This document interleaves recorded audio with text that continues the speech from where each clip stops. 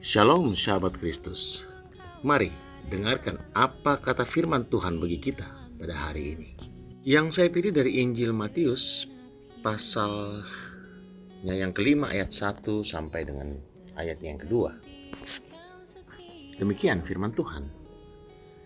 Ketika Yesus melihat orang banyak itu, naiklah ia ke atas bukit, dan setelah ia duduk, datanglah murid-murid kepadanya. Maka Yesus pun mulai berbicara dan mengajar mereka.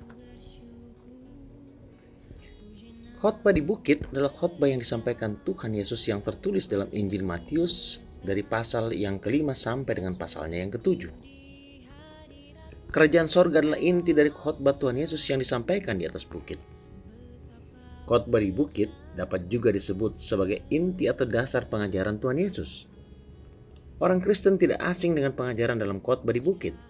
Tetapi belum semua orang Kristen menjadikan ajaran dalam khotbah di bukit sebagai dasar pijakan dalam hidup dan tindakan keseharian mereka. Inti dari ajaran Tuhan Yesus dalam khotbah di bukit adalah pembaruan. Warga kerajaan sorga didorong untuk hidup bukan saja berpatokan pada hukum yang tertulis, dalam hal ini hukum Taurat, tetapi pada pemahaman yang lebih dalam dan mendasar dari hukum Tuhan tersebut. Pembaruan yang menjadi penekanan Tuhan Yesus meliputi kehidupan pribadi, dalam kehidupan bersosial, kerohanian pribadi, dan hidup keagamaan. Kata Yesus, maka aku berkata kepadamu, jika hidup keagamanmu tidak lebih benar daripada hidup keagamaan ahli-ahli Taurat dan orang-orang Farisi, sesungguhnya kamu tidak akan masuk ke dalam kerajaan sorga. Khotbah di bukit ialah khotbah paling terkenal sepanjang masa yang pernah Tuhan Yesus sampaikan. Khotbah di bukit mencakup beberapa topik yang berbeda.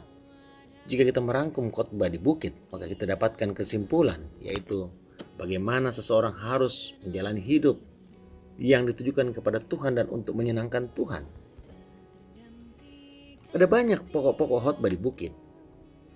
Antara lain ucapan bahagia, garam dunia dan terang dunia, tentang perceraian dan pernikahan, hal memberi sedekah, hal mengasihi musuh, hal berdoa, hal berpuasa, hal mengumpulkan harta, serta banyak hal lain yang Tuhan Yesus ajarkan bagi kita semua dalam khotbah di bukit. Khotbah di bukit adalah untuk mengajar bahwa satu-satunya cara untuk memastikan keselamatan kita dalam kekalahan adalah dengan percaya, mendengar, dan melakukan perkataan Tuhan Yesus dalam kehidupan kita. Beberapa dari antara ajaran ini terasa keras dan sulit dilakukan oleh sifat kedagingan kita, namun tetap harus dilakukan. Kekayaan kita ada di dalam kehidupan yang baru ketika kita memiliki Kristus bagi diri kita dan kita menjadi miliknya. Ia adalah harta berharga. Baiklah kita menyadari kebenaran ini sebagai orang percaya.